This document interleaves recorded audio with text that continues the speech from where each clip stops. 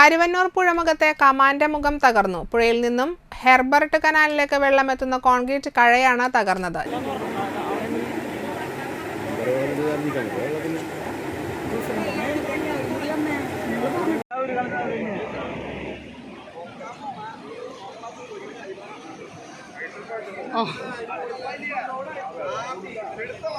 ചേർപ്പ് ചാഴൂർ പഞ്ചായത്ത് പ്രസിഡന്റിന്റെ നേതൃത്വത്തിൽ ജനപ്രതിനിധികൾ, പോലീസ്, നാട്ടുകാർ എന്നിവർ നോക്കി നിൽക്കുകയായിരുന്നു കഴ തകർന്നത്. 2018 പ്രളയത്തിന് സമാനമായി വലിയൊരു പ്രദേശം വെള്ളക്കെട്ടിലാകുമെന്ന ഭീതിയിലാണ് നാട്ടുകാർ. പഴക്കം ചെന്ന പാലത്തിന്റെ കോൺക്രീറ്റ് ബീമിന്റെ ഒരു ഭാഗം രാവിലെ തകർന്ന് പലക തള്ളിയിരുന്നു.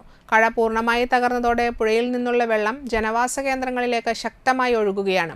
കൂടുതൽ ആളുകൾ ദുരിതാശ്വാസ ക്യാമ്പിലേക്ക് മാറുകയാണ്. ചിറക്കൽ ഭാഗത്തെ ആളുകൾ തുറക്കാനും എട്ടുമന ഭാഗത്തെ ആളുകൾ അടയ്ക്കാനും ആവശ്യപ്പെട്ട തർക്കം നടക്കുന്നതിനിടയിലാണ് കഴ തകർന്നത്. ചിമ്മിനി ഡാമിൽ കനത്ത മഴ തുടരുന്നതിനാൽ ജലനിരപ്പ് ഉയർന്നുകൊണ്ടിരിക്കുന്നതിനാൽ കൂടുതൽ വെള്ളം തുറന്നുവിട്ടുകൊണ്ടുള്ള അപകട സാധ്യത ഒഴിവാക്കുന്നതിനായി ഡാമിൽ നിന്നും വൈദ്യുതി ഉൽപ്പാദനത്തിനായി കൂടുതൽ ജലം കുറുമാലി പുഴയിലേക്ക് ഒഴുക്കുന്നതാണ്.